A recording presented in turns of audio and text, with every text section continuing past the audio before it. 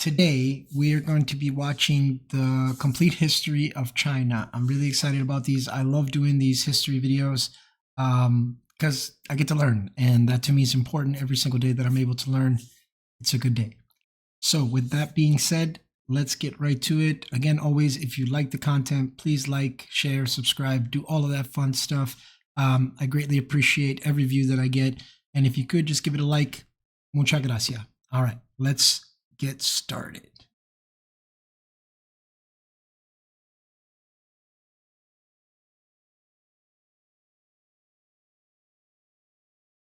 Here we go.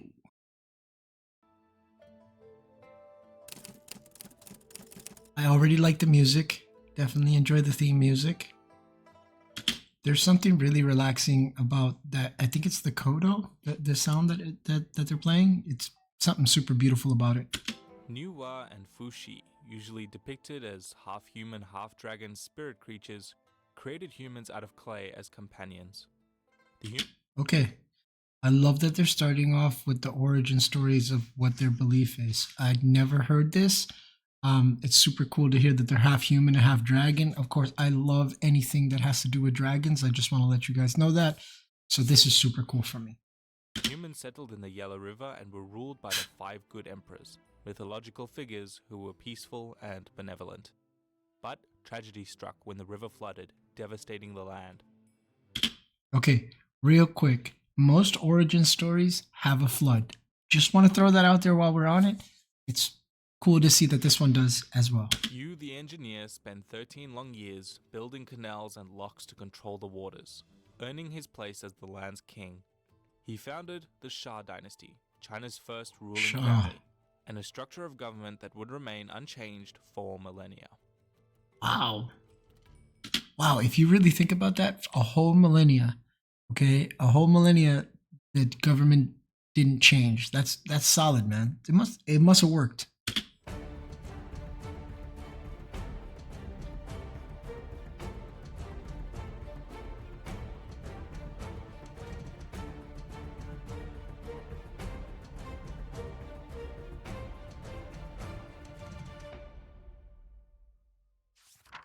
In the words of John Green, an open letter to the Shah dynasty. Dear Shah dynasty, why you gotta be so fictional?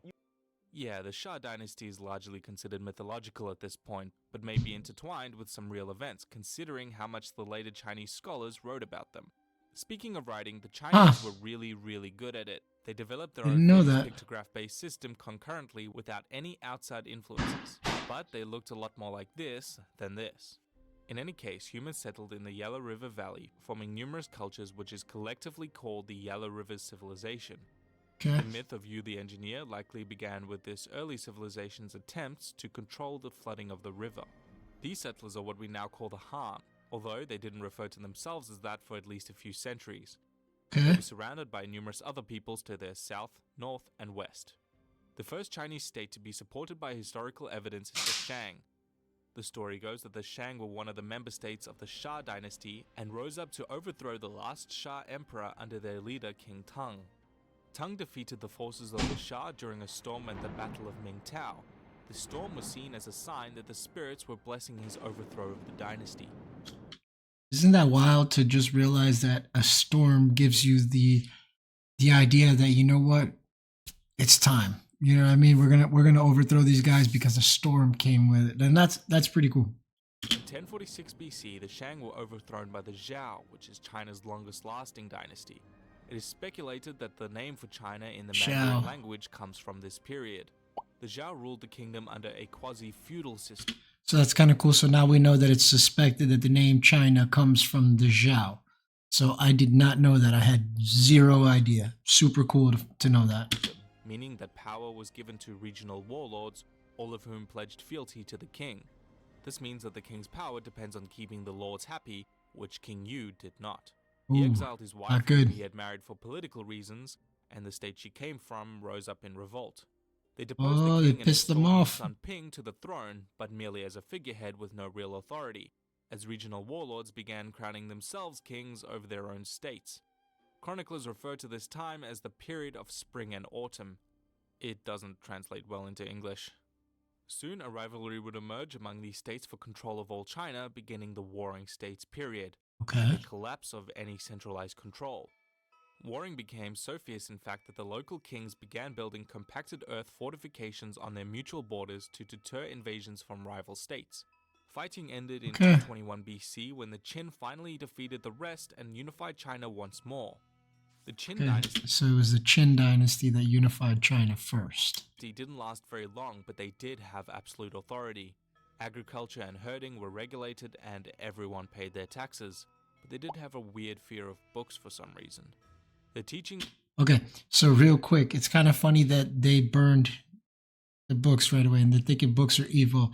Something seems like a very common theme throughout history when there's conquered people, right? The first thing they do is burn the knowledge and the history.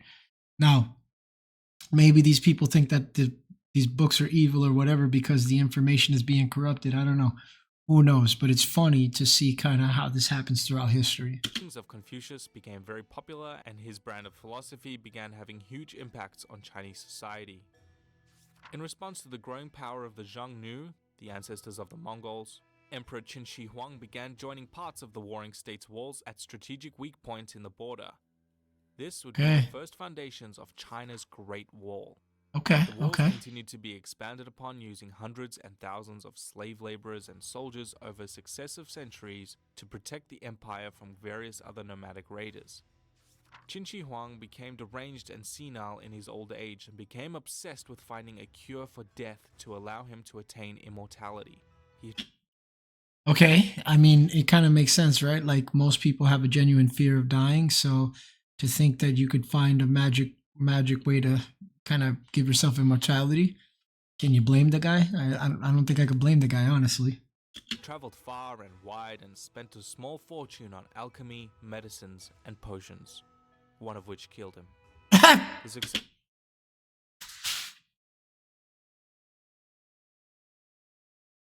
Yeah, I just want to state that I'm not laughing because the guy died. It's just, did you just watch the way that character just fell over, bro? Like, chill, man. But this cartoon's got no chill whatsoever at all, man. succession of the emperor caused a crisis At when all. the nobles attempted to crown his son and control him as a puppet, causing the country to erupt into a civil war between rival states. The Han state was victorious, which began the rule of the Han dynasty, famous for inventing paper, which is Okay. apparently Again, didn't know that. So the Han Dynasty is responsible for all the paper that I've, drawn on, probably like all the paper that I wrote on. That's really cool to find out that these were the guys who actually were responsible for paper. So now, if my kid asks me a question, I don't have to go to Google or I don't have to go to Siri. I can actually say, "Hey, I know that." what people used to write things on. During the Unification War, the rulers of the Yu state fled to the south in exile, where they set up their own kingdoms, the Nanyu and the Minyu, Nanyu stretching and the all the way Minyu. to modern Vietnam. The Han began a period of aggressive foreign policy under Emperor Wu, conquering both the Yu kingdoms in the south and going to war with the Xiongnu Confederation in the north, annexing vast amounts of the ethnic Turkic Tarim Basin. This extremely rapid expansion into Central Asia gave China its first contacts with the numerous nomadic tribes of the inner steppes, attracting many merchants to the lucrative corridor between East and West. Okay. The beginning of the Silk Road. It was during the Han that China experienced its golden age. Great strides were made in developing art, culture, and science that would come to shape almost everything we know about Oriental culture today. A new vi- religion making its I'm way recording down the your Silk video. Road began taking its own shape in the southwest. It is known to us as Buddhism. Oh, okay. So on the on the Silk Road, that's where Buddhism came in the Han period. Okay. All right. Let's see this. In the year 9, the Han dynasty was briefly interrupted by a usurper named Wang Mang, who seized power from the Han in an attempt to establish his own dynasty. And he would have been successful were it not for his reforms to distribute land equally among the populace. He lost his territories in Okay. the west and was deposed by a mob after only 13 years of rule. I guess nobody told him it was way too early for China's communist revolution. The Han Oof. eventually defeated the Xiongnu after generations of fighting and expanded their trade with the West. They eventually split into three rival kingdoms in 222 and briefly reunited under the Jin dynasty in 280, but the Okay. northern section rebelled against their rule by the so-called Five Barbarians. So far, what we're realizing is China has fought a lot since the beginning.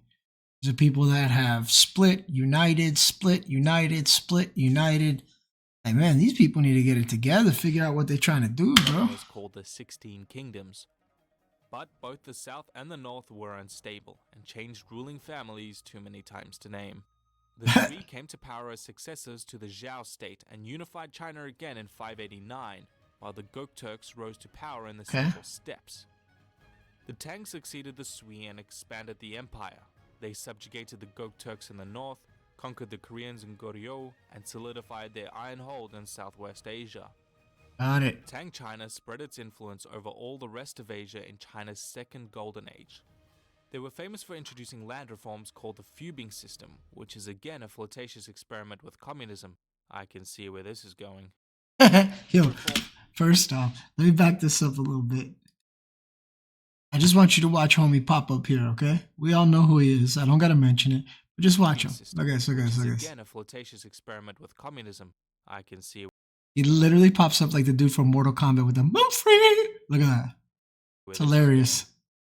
The reforms were albeit successful, and the economic boom allowed for the budget of a standing army. If you're thinking to yourself that all this prosperity is too good to be true, then you'd be right. In 906, China collapsed again due to the power of regional warlords. Okay. The Song managed to control the southern part of China, but the north remained ruled by Chinese-influenced nomads. The Jurchens, a fringe tribe in modern-day Manchuria, rebelled against their nomad rulers and soon conquered all the way down to northern China. Okay. They proclaimed the Jin dynasty and vied for power with the Song in the south. But as both kingdoms contended with each other, a new, powerful confederacy was brewing in the Mongolian steppes. Okay. The I think this is going to be a squabbling band of nomadic herdsmen. this is Genghis. Had distant links to the Xiongnu of the past and made their home on the Eurasian steppe. Their culture was deeply steeped in tradition and a religion that tied them to their land. But this was all to change with one man named Temujin, who history remembers as Genghis Khan. There you go. Who would reform the Mongols from within and unite them into a powerful... Okay. Before we get into all of this, it's kind of crazy that I don't know the exact stat, but I think they say like out of every 10 people, all right, and I don't want to be ignorant, at least 3 or 4 of them are related to this guy on that side of the world through one way or another. I don't know if that stat is 100% correct, but it's either between 10 to 15 people is how I heard it. If it's wrong, please write it down below, but it's kind of wild. Oh, I didn't know that you were related. Awesome. Confederacy bound by blood and honor and create a legal framework and exceptional social mobility. Oh, let's continue. The Mongols under Genghis and his descendants founded the largest land empire in history and would have impacts on nearly every part of Asia and even Europe. The Mongols under Ogedai Khan would grow rapidly into a large organized empire. The land flourished in Mongol law and they financed their state through large-scale raids. The Chinese of the Jin and the Song dynasty were no match for the rapid horse-based warfare of the Mongols, whose entire strategy was based on lightning warfare. By 1271, Kublai Khan was crowned Great Khan and Emperor of all China, beginning the Huan dynasty. The Mongols brought with them their law, customs, and steppe traditions which blended with those of East Asia. Commerce and technology increased in the multi-ethnic empire, but it did not last very long. An inflation crisis due to the overissue of Mongol currency, as well as quite a few earthquakes, started to make the Chinese question whether heaven really wanted the Huan Mongols to rule, and soon an all-out revolt ensued, with Huanzhang driving the Mongols back to Central Asia and crowning himself the first Ming emperor. The last two dynasties of China were the Ming and the Qing. Both presided over China's early modern period and shared similarities in policy.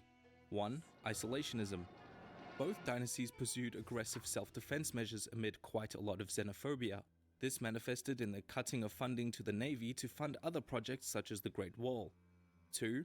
Both had terrible mismanagement of money. Being unwilling to trade with foreign powers beyond the port of Canton led to an increased self-reliance and decreased sphere of influence. Didn't know that. Both failed to recognize the threat of foreign powers in their waters, all of whom would play a direct role in collapsing the dynastical system by the turn of the century. China's unwillingness to modernize and trade with the West would lead indirectly to the Opium Wars and the Taiping Rebellion. Yo, chill out, bro. Hold on. the dynastical system by the turn of the century. China's unwillingness to modernize and trade Bro, first off, this dude needs to chill, bro, okay? This dude needs to chill with all of this. Please buy our illegal drugs. Like, come on, man. We know these conversations weren't going this way. 1839, there's no even like opening up of the jacket and like this dude with these cartoons is freaking hilarious, man. trade with the West would lead indirectly to the Opium Wars and the Taiping Rebellion by parties like the British, French, and Japanese, who had a vested interest in opening up China to trade and Christianity. This in turn would spark the Boxer Rebellion as a counter-revolt against foreign Oh, y'all better run now. The Qing had dealt with none of these problems well enough, and soon revolts were more common than peace. Critiques viewed the failure of the Qing as the century of humiliation. In 1912, the Qin collapsed, and China fractured into numerous pieces of independent states called cliques, also known as the Warlord era. China would need to unify, and to do that a republican movement under Sun Yat-sen allied with the communists under the CCP to fight the warlords on a united front. This went about as well as you would expect, with Kuomintang leader Chiang Kai-shek purging and executing communists en masse, breaking the fragile alliance. Soon, it was civil war, and the CCP were on the brink of annihilation. Were it not for a near miraculous retreat of thousands of kilometers under Mao Zedong, called the Long March. This incredible journey helped recruit new members. But the war had to be put on hold in 1932, when the Imperial Japanese Army invaded the Manchurian clique. Okay, I got something to say about this, because, I mean, I love Japanese history, but I do realize that from this little island, man, these guys caused damage from what history states. Like this was another group of warriors, man, and they caused some damage in the world. So it's interesting to see. I want to see at this point. I've never really dived into this history, and I want to hear what he has to say about this. And we're now at the doorstep of China proper. With the threat of the Japanese, the two sides formed a united second front. The Japanese army invaded China in 1937 after a fabricated Chinese skirmish at the Marco Polo Bridge in Beijing. The war was tragic for the Chinese, with the second highest casualties of the entire Second World War. Oh, wow. Millions of civilians and soldiers lost their lives for a state that did not technically exist. That's wild to hear that they lost that many people. That's super sad.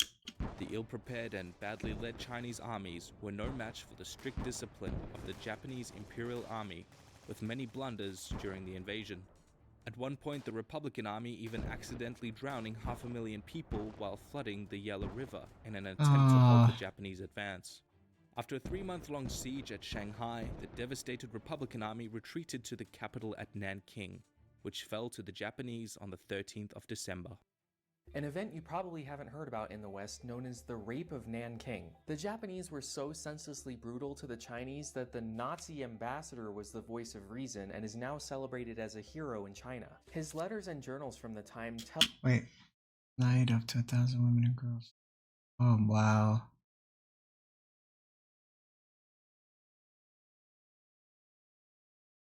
That's rough, dude. Of how up to 300,000 people were raped and murdered during the That's not cool, man. There were even contests to see which officers could behead 100 people with their swords in the fastest time. The results of which were printed in Japanese Absolutely newspapers brutal. with the same tone that you would expect to see when reporting on a baseball game. Why has this event been mostly forgotten to history and in some cases flat out denied? When you're done here, head on over to my channel to find out. Please be sure to check out in the link below for more on how That's rough. The events That is absolutely rough. Came on the collective Chinese psyche. Japan's war was stunningly successful. However, they began losing a lot of ground by 1945, since they were now fighting a four-front war. The stunning successes of the Communist Army and the failures of the Republican Army against the Japanese meant that the CCP was on much better footing in the minds of the people. The massive conflict had been an opportunity for Mao to prove his devotion to China, and millions flocked to his side. China's civil war resumed not long after, and with the help of the Soviet army in northern China, the tide turned in the CCP's favor. The Kuomintang's Republican Army were forced to retreat to the island of Taiwan, which still calls itself the Republic of China to this day. China was declared the People's Republic in 1949, with Okay. Mao named Supreme Chairman. He is infamous for the so-called necessary evils by which he ruled the mainland, both in terms of the starvation of millions of his own people during the Great Leap Forward, where industrialization caused a massive famine, and also the Cultural Revolution to dispose of old traditions and systems, resulting in the execution of thousands of dissidents. Okay, so I know he's a highly controversial figure. I didn't know any of this stuff. I haven't done any searching on this guy. I haven't done any kind of digging. So this is the first time I'm hearing about this stuff. All I know is Mao is super controversial. A controversial figure in both the West and the East, Just like I seen as said. both tyrant and liberator. China seemed like an ally of the Soviet Union during the Cold War, especially during their involvement in the Korean and Vietnam Wars against the West. But in reality, Sino-Soviet relations grew ever more antagonistic, reflecting their isolationist past. Much changed after Mao's death, and the government began to relinquish controls over the planned economy. However, the same year the Berlin Wall fell, when calls for democracy sparked protests in the Tiananmen Square, the Chinese government revealed to the world that they had not weakened and were not going to collapse like other socialist states, by firing on their own people. Oh, wow. A more mixed economy of socialism and capitalism triumphed, and soon China's economy began to grow and industrialize at a rapid rate, becoming the first nation to surpass a population of 1 billion. Modern China experienced an even further modernization, becoming the world's manufacturing powerhouse for both low and high quality products.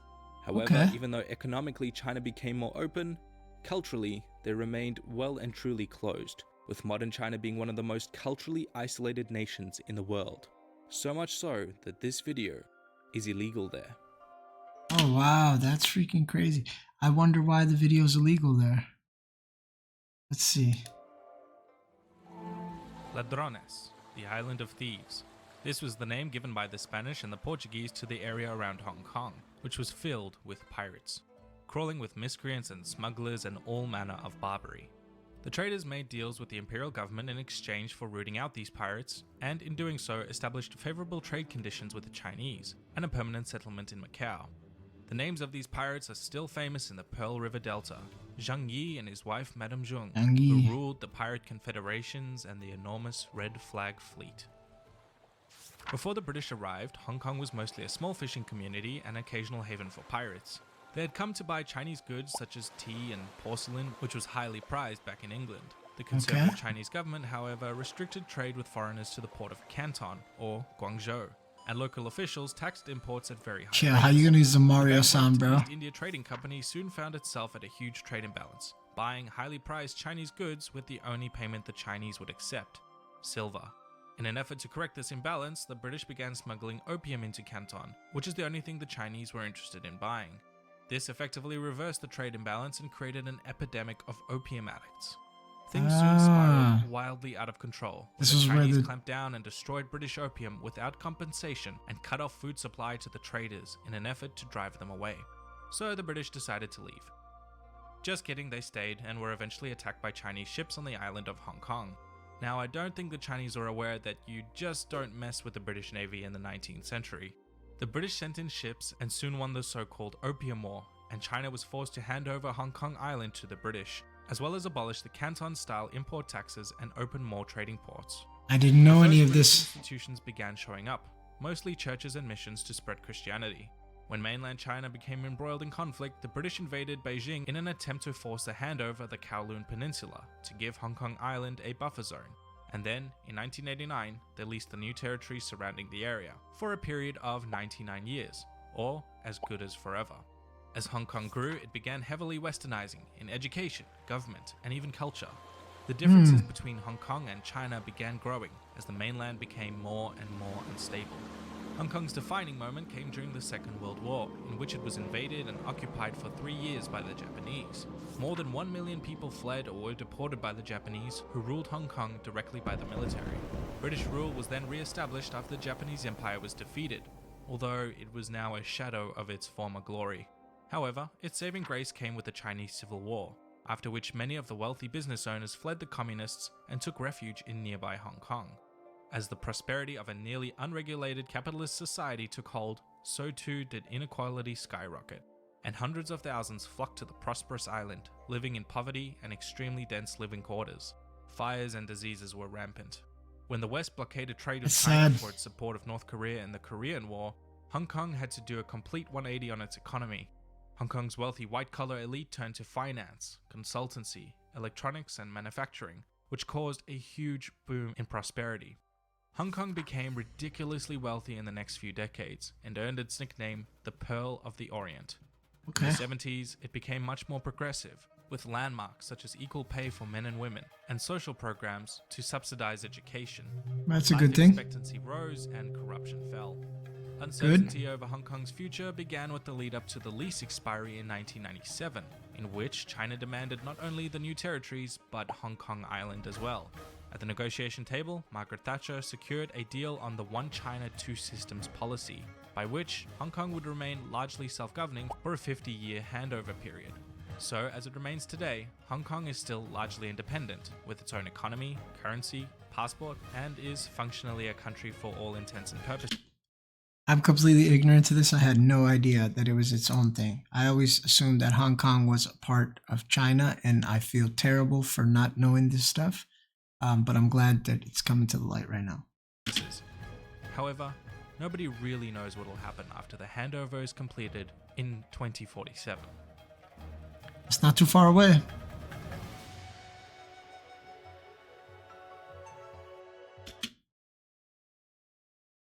All right, so this has been another great video. I really learned a lot here, and I'm glad that you guys were here to share it with me. If you liked the video, again, like the content, subscribe, share it, do all that stuff. Keep learning with me. It's a lot of fun.